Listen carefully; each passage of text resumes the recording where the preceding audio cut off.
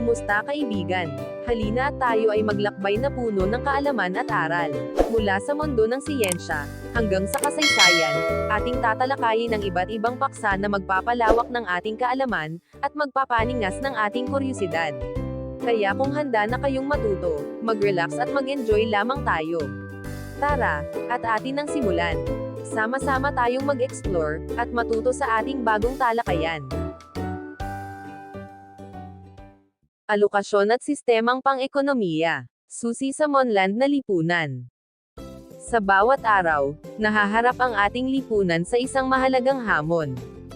Kung paano matutugunan ang walang katapusang pangangailangan at kagustuhan ng tao, gamit ang limitadong yaman, at likas na yaman na mayroon tayo. Dito pumapasok ang mahalagang konsepto ng alokasyon, at ang papel ng iba't ibang sistemang pang-ekonomiya, na nagsisilbing gabay at estruktura, kung paano pinamamahalaan, ipinamamahagi, at ginagamit ang mga yaman na ito. Ang alokasyon ay hindi lamang simpleng paghahati-hati ng mga produkto o serbisyo, ito ay proseso ng paggawa ng mga desisyon, kung ano ang gagawin, paano ito gagawin, para kanino ito gagawin, at gaano karami ang dapat likhain. Dahil sa kakapusan, hindi lahat ng gusto natin ay ating makukuha, kaya't ang wastong alokasyon ay nagsisilbing tulay, upang magamit ng pinakamabisa at kapaki-pakinabang ang bawat yaman, na ating tinatamasa. Ngunit, paano nga ba isinasagawa ang alokasyon? Dito nagkakaiba ang mga bansa at komunidad, batay sa sistemang pang-ekonomiyang kanilang sinusunod. May mga lipunang nakabatay sa kaugalian at tradisyon, mayroong pinamamahalaan ng pamahalaan, mayroong pinapatakbo ng malayang pamilihan, at mayroon ding pinaghalong katangian ng mga nabanggit. Ang bawat sistema ay may kani-kanyang paraan ng pagtugon sa mga pangunahing katanungang pang-ekonomiya, at bawat isa, ay mayroong kalakasan at kahinaan, na nakakaapekto sa antas ng pamumuhay ng mga mamamayan. Sa talakayan na ito, ating susuriin ng mas malalim ang kahulugan, kahalagahan, at mga pamamaraan ng alokasyon, pati na rin ang mga katangian, pagkakaiba, at epekto ng bawat sistemang pang-ekonomiya, sa ating pang-araw-araw na buhay. Layunin nitong ipaliwanag, kung paano magkakaugnay ang dalawang konseptong ito, at kung bakit mahalagang maunawaan natin ang mga ito, upang mas mapahalagahan natin ang mga desisyong pang-ekonomiya, na nakakaapekto sa ating lahat. Panimulang gawain. Isipin mo, ang desisyon sa likod ng bawat paghahati. Isipin mong hawak mo ang 100 piso. Ito lang ang iyong pera, at marami kang kailangang gawin. Kailangan mong bumili ng pagkain, para sa iyong pagkabusog. Mga gamit sa paaralan, na kailangan mo sa pag-aaral. At may ilalaan ka rin para sa pamasahe, upang makauwi o makarating sa pupuntahan mo. Ang tanong ay simple lamang, ngunit ang sagot ay naglalaman ng buong diwa ng ating ekonomiya. Ano ang uunahin mo? At paano mo hahatiin ang iyong pera? Marahil, ang unang lilito sa isip mo ay ang pagkain, dahil ito ang pinakakailangan ng katawan. Hindi ka makakapag-aral ng maayos kung ikaw ay gutom. Maaaring maglaan ka ng 40 piso para rito. Sunod naman, ay ang pamasahe, dahil paano ka makakapunta sa paaralan o makakauwi, kung wala ka nito. Maaaring 30 piso ang ilalaan mo. Ang natitirang 30 piso naman, ay ibili mo ng pinakakailangang gamit sa eskwela, tulad ng kwaderno o ballpen, dahil kulang ito para bilhin ang lahat ng gusto mo. Ganito ang nangyayari sa ating isipan. Pinipili natin kung ano ang mas mahalaga, tinitimbang natin ang pangangailangan laban sa kagustuhan, at hinahati natin ang limitadong pera, upang matugunan ang maraming pangangailangan. Hindi natin mabibili ang lahat, kaya kailangan nating magdesisyon, at magtakda ng prioridad. Ang pag-uugnay, mula sa individual, patungo sa lipunan. Ang simpleng sitwasyong ito, ay hindi lamang tungkol sa iyong bulsa at iyong mga pangangailangan. Ito ay refleksyon ng kung paano gumagalaw at gumagana, ang buong lipunan at ekonomiya. Tulad mo na may hawak lamang na limitadong pera, ang ating lipunan at bansa ay mayroon ding limitadong pinagkukunang yaman. Lupa, lakas paggawa, kapital, at likas na yaman. Ngunit katulad din ng iyong mga pangangailangan, na higit pa sa kayang bilhin ng 100 piso, ang pangangailangan at kagustuhan ng mga tao, ay walang katapusan at patuloy na lumalaki. Dito pumapasok ang mahalagang konsepto ng alokasyon. Ito ang proseso, kung paano nagpapasya ang lipunan, kung paano gagamitin, hahatiin, at ipamamahagi ang mga limitadong yaman na ito. Kung paano ka nagdesisyon kung ano ang uunahin sa iyong pera, ganun din ang ginagawa ng lipunan. Nagpapasya kung ano ang gagawin, paano ito gagawin, at para kanino ito gagawin. Mayroon bang dapat unahin? Ang paggawa ng mas maraming pagkain, pagtatayo ng mga paaralan, pagpapagawa ng mga kalsada, o pagbibigay ng serbisyong medikal? Sino ang makakakuha ng mga nagawang produkto at serbisyo? Ang mga sagot sa mga tanong na ito ay nakasalalay sa sistemang pang-ekonomiyang sinusunod natin.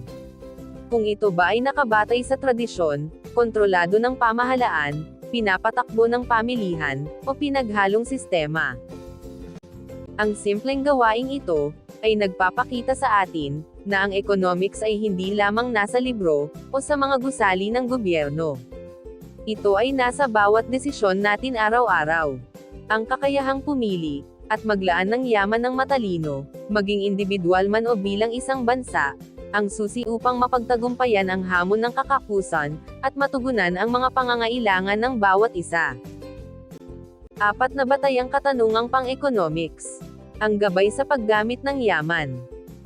Sa ating nakaraang talakayan, napagtanto natin ang kakapusan ang pangunahing dahilan, kung bakit kailangang pumili at magpasya ang bawat tao at lipunan. Dahil limitado ang ating pinagkukunang yaman, ngunit walang katapusan ang ating mga pangangailangan at kagustuhan, hindi natin kayang ibigay ang lahat ng nais ng lahat. Upang matugunan ang hamong ito, mayroong 4 na mahahalagang katanungan na kailangang sagutin ng bawat lipunan. Ito ang tinatawag na 4 na batayang katanungang pang-economics. Ang mga sagot sa mga tanong na ito, ang magtatakda kung paano patatakbuhin ang ekonomiya, at paano hahatiin ang mga yaman na mayroon tayo. Ano ang lilikhain, o what to produce? Ito ang pinakaunang tanong na kailangang sagutin. Anong uri ng produkto o serbisyo ang dapat gawin, at gaano karami nito ang kailangang likhain? Dahil hindi lahat ay maaaring likhain ng sabay-sabay, kailangang pumili kung ano ang uunahin. Nakabatay ang desisyong ito sa kung ano ang mas kailangan ng lipunan, o kung ano ang hinihingi ng mga mamimili.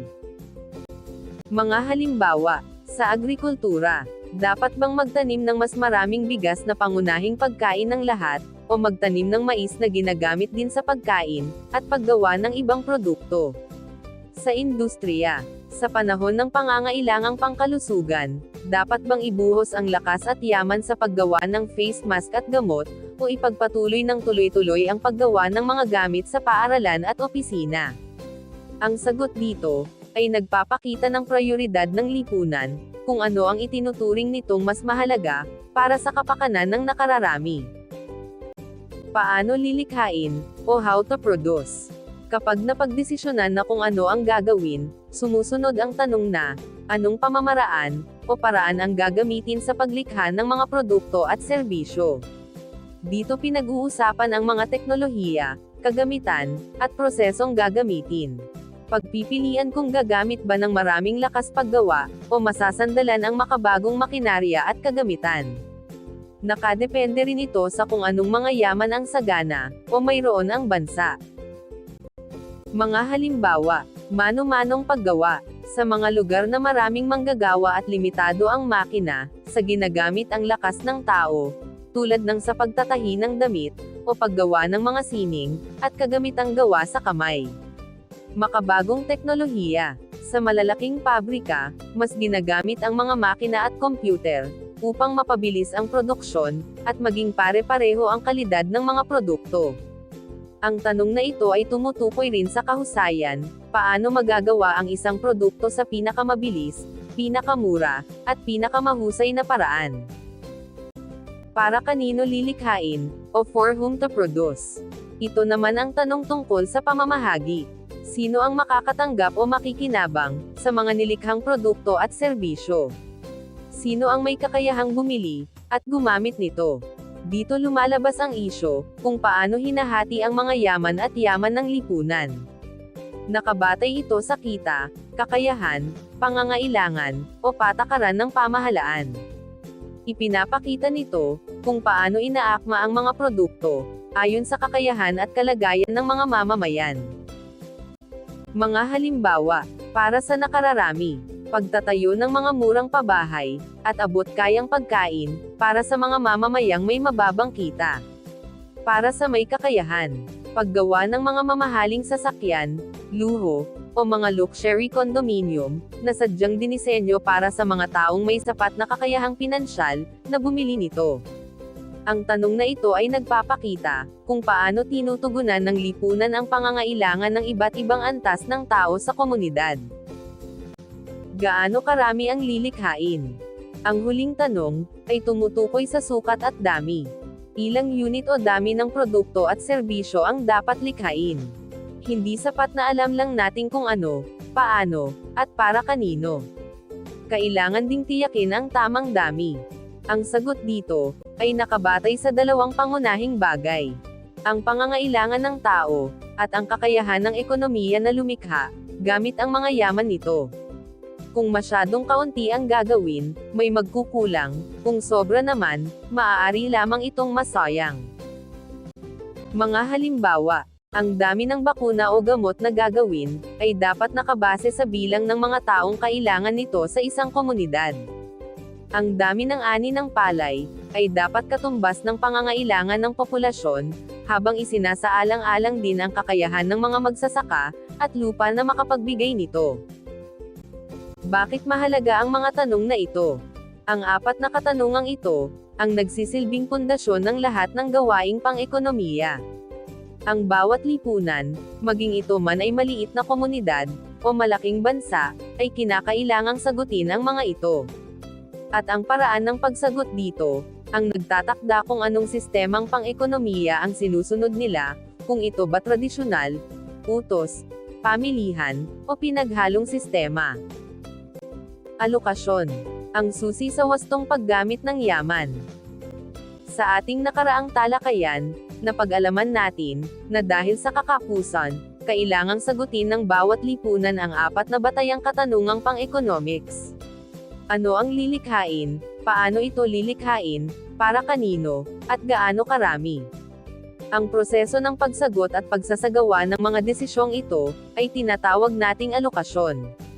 Ito ang puso at kaluluwa ng pagpapatakbo ng ekonomiya, at dito natin mauunawaan kung paano napagkakasya at napapakinabangan ang mga limitadong yaman na mayroon tayo. Ano ang alokasyon?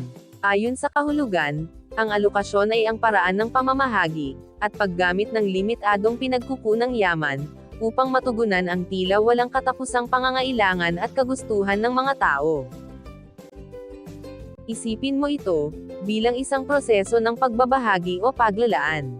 Dahil hindi sapat ang lahat ng bagay para sa lahat, kailangang may sistema o paraan kung paano ibibigay, gagamitin, at ipamamahagi ang bawat yaman, ito man ay pera, lupa, lakas paggawa, oras, o mga likas na yaman. Ang alokasyon ang nagdidikta kung saan, kanino, at paano mapupunta ang mga yaman na ito upang maging kapaki-pakinabang sa nakararami.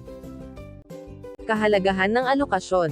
Bakit nga ba napakahalaga ng konseptong ito sa ating pang-araw-araw na pamumuhay at sa pag-unlad ng ating bansa? Narito ang mga pangunahing dahilan.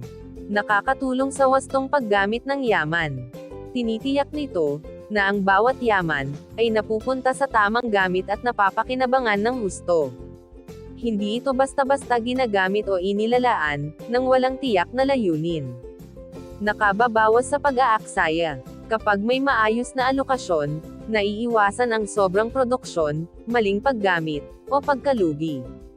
Alam natin kung gaano karami ang kailangan, at kung saan ito gagamitin, kaya naiiwasan ang pagkasayang ng oras, lakas, at materyales. Tumutulong sa pagtugon sa kakapusan. Ito ang direktang solusyon sa hamon ng kakapusan. Dahil limitado ang yaman, ang matalinong alokasyon ang nagbibigay daan, upang mapagkasya ito, at matugunan ang pinakamahalagang pangangailangan ng lipunan.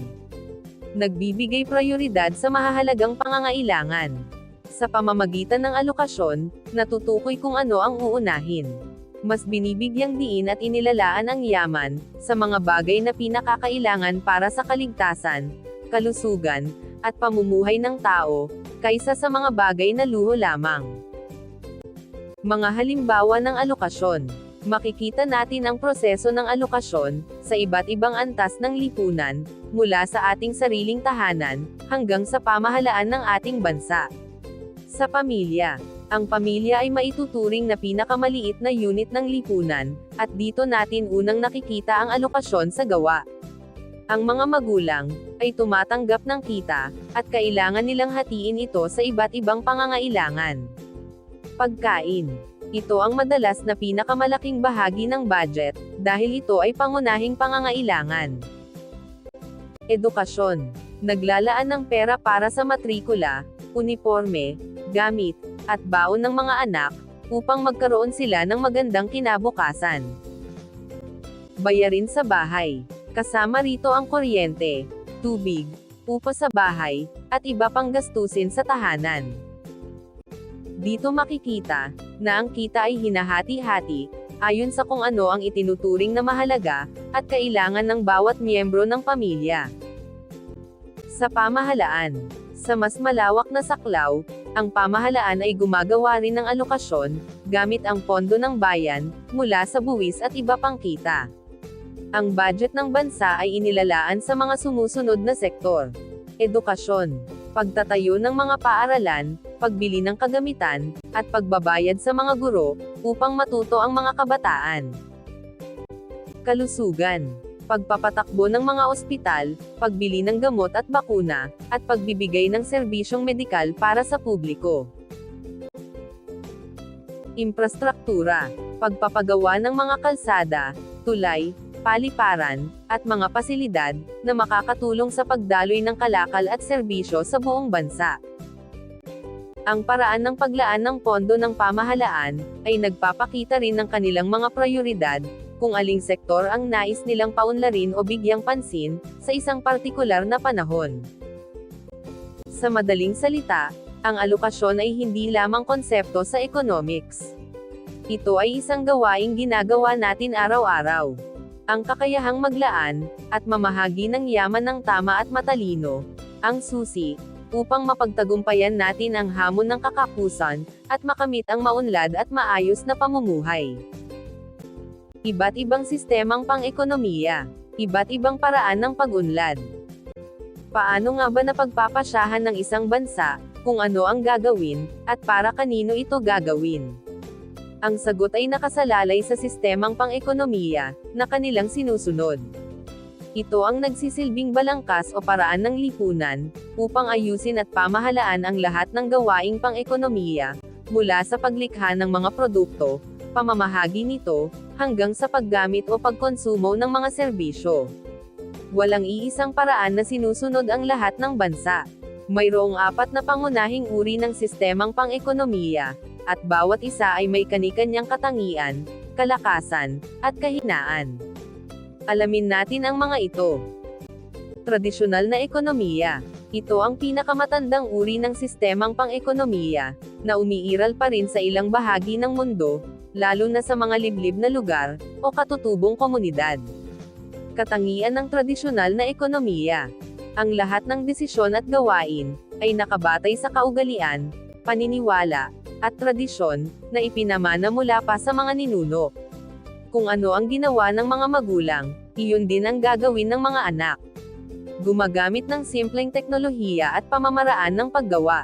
Ang lakas ng tao at hayop, ang pangunahing sandata sa produksyon.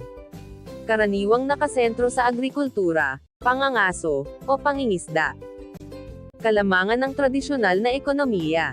Matatag ang ugnayan at pagkakaisa sa komunidad, dahil magkakatulad ang gawain at layunin ng lahat. Alam ng bawat isa ang kanilang tungkulin at lugar sa lipunan. na pananatili ang kultura at kaugalian ng bayan. Kahinaan ng tradisyonal na ekonomiya. Mabagal ang pag-unlad, dahil mahirap tumanggap ng pagbabago, o makabagong ideya. Madaling maapektuhan ng mga kalamidad o pagbabago ng panahon, dahil limitado ang kakayahan at kagamitan. Market economy, o ekonomiyang pamilihan. Sa sistemang ito, ang pamilihan ang pangunahing batayan ng lahat ng desisyon. Tinatawag din itong libreng pamilihan. Katangian ng ekonomiyang pamilihan. Ang puwersa ng supply at demand, ang nagtatakda ng presyo ng mga produkto at serbisyo, hindi ang pamahalaan. May kalayaan ang mga mamimili at producer. Ang mga negosyante ay malayang gumawa ng anumang produkto na gusto nila, at ang mga mamimili naman ay malayang bumili ng anuman ang kanilang naisin. Ang layunin ay kumita, at magkaroon ng sariling kapakinabangan. Kalamangan ng ekonomiyang pamilihan. Maraming pagpipilian ang mga mamimili, dahil maraming kompetisyon sa iba't ibang uri ng negosyo. Hinihikayat ang pagiging malikhain, at pag-imbento ng mga makabagong paraan at produkto. Mabilis ang pagdaloy ng pera, at paglago ng ekonomiya. Kahinaan ng ekonomiyang pamilihan. Maaaring lumaki ang agwat ng mayaman at mahirap. Ang mga may kakayahan ay lalong yumayaman, habang ang mga walang kakayahan ay nahihirapan. Maaaring mapabayaan ang mga serbisyong panlipunan, o mga pangangailangan na hindi gaanong kumikita ng pera. Command economy, o ekonomiyang utos. Sa sistemang ito, ang pamahalaan ang may hawak ng lahat ng kapangyarihan, at nagpapasya sa lahat ng bagay, na may kinalaman sa ekonomiya. Katangian ng ekonomiyang utos. Ang pamahalaan lamang ang nagpapasya, kung ano ang lilikhain, gaano karami, paano gagawin, at kung magkano ang presyo nito. Kontrolado ng gobyerno ang lahat ng pinagkukunang yaman, lupa, at mga pabrika. Walang kalayaan ang mga individual na magtayo ng sariling negosyo, o pumili ng trabaho ayon sa gusto nila. Kalamangan ng ekonomiyang utos. Nakatuon ang layunin sa kapakanan ng lahat, at pagkakapantay-pantay. Sinisikap na matugunan ang pangangailangan ng bawat mamamayan. Madaling maisagawa ang malalaking proyekto, at pagpapatupad ng mga plano para sa bayan, dahil iisa lamang ang utos. Kahinaan ng ekonomiyang utos. Limitado o walang kalayaan ang mamamayan. Walang karapatang pumili at ipahayag ang sariling ideya. Madalas nagkukulang ang supply ng mga pangunahing bilihin, o kaya naman ay pare-pareho lamang ang mga produktong inilalabas, dahil walang kompetisyon. Mixed economy, o pinaghalong ekonomiya. Ito ang sistemang pinakakaraniwang ginagamit ng maraming bansa sa ngayon, kabilang na ang Pilipinas. Ito ay pinagsamang katangian ng market economy, at command economy. Katangian ng pinaghalong ekonomiya. Mayroong pakikilahok ang pamahalaan at pribadong sektor. Malaya ang mga negosyante, ngunit may mga batas at regulasyon, na ipinapatupad ang gobyerno, upang gabayan sila. Ang pribadong sektor ang gumagawa ng karamihan ng produkto, habang ang pamahalaan naman, ang namamahala sa mga serbisyong pampubliko, at nagbabantay, upang walang malabag na karapatan. Nagbibigay ng balanseng sistema. Nakukuha ang kabutihan ng pamilihan, at kasiguruhan mula sa pamahalaan. May kalayaan ang tao, ngunit protektado rin ang kapakanan ng mahihirap, at ang kalikasan. Kahinaan ng pinaghalong ekonomiya. Maaaring magkaroon ng hindi pagkakaunawaan sa mga patakaran. Minsan ay masyadong mahigpit ang gobyerno, o minsan naman, ay kulang ang kontrol, na nagiging sanhi ng abuso. Bakit mahalagang malaman ang mga ito? Ang bawat sistemang pang-ekonomiya, ay may kani-kanyang paraan ng pagsagot, sa apat na batayang katanungang pang-economics, at ng pagsasagawa ng alokasyon. Ang pagkaunawa rito, ay makakatulong sa atin na maintindihan, kung bakit ganito ang takbo ng ating lipunan, bakit ganito ang mga batas na ating sinusunod, at paano tayo makakapag-ambag ng mas mahusay, sa pag-unlad ng ating ekonomiya. Ugnayan ng alokasyon, at sistemang pang-ekonomiya. Magkaakbay sa pagpapatakbo ng ekonomiya. Sa ating mga naunang talakayan, hiwalay nating napag-aralan ang kahulugan at kahalagahan ng alokasyon, pati na rin ang iba't ibang uri ng sistemang pang-ekonomiya. Ngayon naman, ating tatalakayin ang mahalagang ugnayan ng dalawang konseptong ito. Bagamat magkaiba ang kanilang kahulugan, hindi sila maaaring paghiwalayin pagdating sa pagpapatakbo ng ekonomiya. Ang bawat isa ay nagsisilbing pundasyon at gabay ng isa't isa. Paano magkaugnay ang dalawa? Upang mas madaling maunawaan, isipin mo ang sistemang pang-ekonomiya bilang panuntunan o batas ng laro, at ang alokasyon naman bilang kilos o gawain na isinasagawa ayon sa mga panuntunang iyon. Narito ang malinaw na paliwanag ng kanilang ugnayan. Ang sistemang pang-ekonomiya ang nagtatakda kung paano isasagawa ang alokasyon.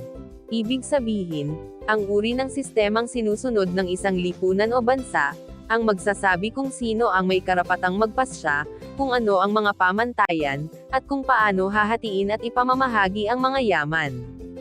Hindi nagaganap ang alokasyon nang walang direksyon. Ang direksyon na ito ay ibinibigay ng sistemang pang-ekonomiya. Ang alokasyon naman ang paraan upang maipamahagi ng maayos ang limitadong yaman. Sa kabilang banda, ang sistema ay nananatili lamang na plano o estruktura kung walang alokasyon. Sa pamamagitan ng prosesong ito, nagiging makatotohanan ang mga layunin ng sistema. Nagagawa ang mga produkto, naibibigay ang mga serbisyo, at natutugunan ang mga pangangailangan ng tao. Ito ang aktwal na pagsasagawa ng mga desisyong pang-ekonomiya. Iba't ibang paraan ng alokasyon, ayon sa sistema. Upang mas lalong maging malinaw ang ugnayan nila, tingnan natin kung paano nagkakaiba ang paraan ng alokasyon, depende sa sistemang pang-ekonomiya. Sa tradisyonal na ekonomiya, dahil nakabatay ito sa kaugalian at nakaraan, ang pamayanan o mga nakatatanda ang nagpapasya sa alokasyon. Ang paghahati ng yaman at gawain ay naaayon sa nakasanayan. Halimbawa, ang lupang sakahan ay ipinamamana sa pamilya, at ang ani ay pinaghahati-hati, ayon sa kaugalian ng komunidad. Ang alokasyon ay konserbatibo, at hindi nagbabago. Sa market economy, o ekonomiyang pamilihan. Dito, ang puwersa ng pamilihan, ang mamimili at producer, ang nagtatakda ng alokasyon. Ang mga yaman ay inilalaan sa mga produkto at serbisyo na hinihingi ng mga tao, at kumikita ng malaki. Kung ano ang sikat o binibili ng marami, doon inilalaan ang puhunan, lupa, at lakas paggawa. Ang batayan ng pamamahagi ay ang kakayahang bumili. Sa command economy, o ekonomiyang utos, ang pamahalaan lamang ang may karapatang magpasya at maglaan ng yaman. Sila ang nagtutukoy kung magkano ang ailalaan sa agrikultura, magkano sa edukasyon, o magkano sa kalusugan. Ang bawat hakbang ng alokasyon ay nakabase sa plano ng gobyerno, at layunin nitong maipamahagi ang yaman, ayon sa kung ano ang inaakala nilang makabubuti para sa lahat. Sa mixed economy, o pinaghalong ekonomiya, ito ang nakikita natin sa ating bansa. Kapwa nakikilahok ang pribadong sektor at ang pamahalaan sa alokasyon. Ang mga negosyante ay malayang maglaan ng kanilang yaman sa mga negosyong nais nila, ngunit may mga alituntunin at limitasyong itinakda ng batas. Ang pamahalaan naman ay naglalaan ng pondo para sa mga serbisyong hindi gaanong pinapansin ng pribado, tulad ng mga pampublikong ospital at paaralan, upang maging balanse at makatarungan ang pamamahagi. Ang kabuuan ng ugnayan. Ang ugnayan ng alokasyon at sistemang pang-ekonomiya ay tulad ng gisang at bigas. Hindi mabubuo ang masarap na kanin kung wala ang isa. Ang sistemang pang-ekonomiya ang nagbibigay ng hugis, patakaran, at direksyon. Ito ang sumasagot sa tanong na, sino ang magpapasya, at ano ang patakaran? Ang alokasyon naman ang nagbibigay ng kilos, buhay, at resulta. Ito ang sumasagot sa tanong na, paano tayo gagamit, at hahatiin ang yaman, ayon sa sistemang ito. Sa huli, ang pagiging matagumpay o mahirap ng isang ekonomiya, ay nakasalalay sa kung gaano kahusay ang sistemang pinili, at kung gaano katumpak at makatarungan, ang pagsasagawa ng alokasyon, sa ilalim ng sistemang ito. Ang pagkaunawa sa ugnayang ito, ay susi, upang mas maintindihan natin ang takbo ng buhay ekonomiya, sa ating lipunan. Alokasyon at kakapusan. Ang hamon at solusyon, ng economics. Sa puso ng lahat ng aralin sa economics, ay nakasalalay ang isang katotohanang hindi natin may kakaila. Ang kakapusan. Ito ang pangunahing dahilan, kung bakit umiiral ang mga problema at desisyong pang-ekonomiya. Ang kakapusan, ay ang kalagayan kung saan limitado ang ating mga pinagkukunang yaman, samantalang ang ating mga pangangailangan at kagustuhan bilang tao, ay tila walang katapusan, at patuloy na lumalaki. Dahil dito, hindi kayang ibigay ng lipunan ang lahat ng bagay, na ninanais ng bawat isa. Dahil sa kakapusan, napipilitin tayong gumawa ng mga hakbang at desisyon, upang mapagkasya at mapakinabangan, ang kung ano lamang ang mayroon tayo. Narito ang mahahalagang bagay, na kailangang gawin at isaalang-alang. Kailangang pumili, dahil hindi lahat ay maaaring makuha o malikha ng sabay-sabay, kailangang magkaroon ng pagpili. Sa bawat oras na pinili natin ang isang bagay, isinusuko o isinasantabi natin ang iba. Halimbawa, kung pinili ng pamahalaan na ilaan ang pondo sa pagpapatayo ng mga kalsada, ibig sabihin ay may ibang proyekto, tulad ng pagpapagawa ng mga paaralan o ospital, na pansamantalang hindi muna maisasagawa. Ang pagpili ay hindi lamang gawain ng pamahalaan, ginagawa rin ito ng bawat pamilya at individual, sa kanilang pang-araw-araw na pamumuhay. Kailangang magtakda ng prioridad. Hindi lahat ng pangangailangan, ay magkatulad ang bigat o kahalagahan. Dahil limitado ang yaman, kailangang matukoy kung ano ang mga bagay na pinakakailangan, o mas mahalaga kaysa sa iba. Ang pagtatakda ng prioridad ay tumutulong, upang unahin ang mga bagay na susi sa kaligtasan, kalusugan, at ikabubuhay, bago isaalang-alang ang mga bagay na luho lamang, o hindi gaanong mahalaga. Sa pamilya, halimbawa, uunahin ang pagkain at tirahan, bago ang pagbili ng mamahaling kagamitan o paglilibang. Kailangang magkaroon ng mahusay na alokasyon. Dito pumapasok ang mahalagang konsepto ng alokasyon. Ito ang nagsisilbing direktang sagot at solusyon, sa hamon ng kakapusan. Ang alokasyon, ay ang matalinong paraan ng pamamahagi, at paggamit ng mga limitadong yaman. Sa pamamagitan nito, nahahati ng maayos ang mga yaman sa iba't ibang gamit at pangangailangan, upang masiguro na mapapakinabangan ito ng husto, at walang masasayang. Ang mahusay na alokasyon, ang nagbibigay daan, upang matugunan ang pinakamaraming pangangailangan, sa kabila ng kakulangan.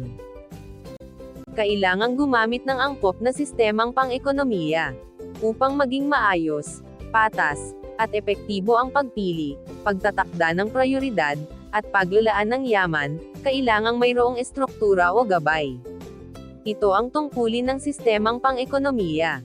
Ang sistemang ito ang nagtatakda, kung sino ang magpapasya, paano gagawin ang mga bagay, at paano ipamamahagi ang mga nalikha. Maging ito man ay tradisyonal, pamilihan, utos, o pinaghalong sistema, ang mahalaga ay ito ay angkop sa pangangailangan, kultura, at kalagayan ng lipunan, upang malampasan ang hamon ng kakapusan. Sa kabuuan, ang kakapusan ang nagtutulak sa atin, upang mag-isip at kumilos. Ito ang dahilan, kung bakit mahalaga ang pagpili, at pagtatakda ng prioridad. At upang maging matagumpay ang mga kilos na ito, kailangan natin ng mahusay na alokasyon, at angkop na sistemang pang-ekonomiya. Ang apat na bagay na ito ay magkakaugnay, at hindi mapaghihiwalay. Ito ang pundasyon, kung paano natin pinamamahalaan ang ating kabuhayan, at pinauunlad ang ating lipunan. Paglalapat. Ang ugnayan ng kakapusan, alokasyon, at sistema. Sa pagtatapos ng ating pagtalakay, narito ang mga mahahalagang aral na ating babaunin. Ang kakapusan ang pangunahing dahilan, kung bakit kailangang pumili at magpasya, ng bawat lipunan. Dahil limitado ang ating mga yaman, ngunit walang katapusan ang ating mga pangangailangan at kagustuhan, hindi natin kayang ibigay ang lahat, kaya't kailangang laging may pagpipilian, at pagtatakda ng prayoridad. Upang matugunan ang hamong ito, kailangan ang alokasyon. Ito ang wastong paraan ng pamamahagi, at paggamit ng mga limitadong yaman, upang magamit ang mga ito sa pinakamahalaga, at pinakakapakipakinabang na paraan. Ito ang proseso na nagbibigay kilos, sa lahat ng ating mga desisyong pang-ekonomiya. Ngunit, upang maging maayos, organisado, at may direksyon ang lahat ng ito, kinakailangan ng bagay at balangkas, at ito ang tungkulin ng sistemang pang-ekonomiya. Ito ang nagtatakda ng mga panuntunan. Sino ang magpapasya, paano lilikhain ang mga produkto, paano ipamamahagi ang mga ito, at paano gagamitin ang mga pinagkukunang yaman. Sa kabuuan, hindi maaaring paghiwalayin ang alokasyon at sistemang pang-ekonomiya. Ang mga ito ay magkaakbay at magkaugnay, sa layuning malutas, at matugunan ang suliranin ng kakapusan. Ang sistema ang nagbibigay ng paraan, at ang alokasyon, ang nagbibigay ng gawa. Kapag nagtugma ang dalawang ito, nagkakaroon tayo ng ekonomiyang maayos, balanse, at nakatugon sa tunay na pangangailangan, ng bawat mamamayan. Ang konseptong ito, ay hindi lamang aralin sa loob ng silid-aralan. Ito ay sumasalamin sa ating pang-araw-araw na pamumuhay. Ang pagkaunawa rito, ay susi, upang tayo ay maging matalinong mamimili, responsableng mamamayan, at bahagi ng pag-unlad ng ating lipunan. Kakapusan ang hamon, alokasyon ang solusyon, at sistemang pang-ekonomiya ang daan. Sabay-sabay silang gumagabay, sa wastong paggamit ng ating yaman. Hanggang sa muli, maraming salamat sa panonood.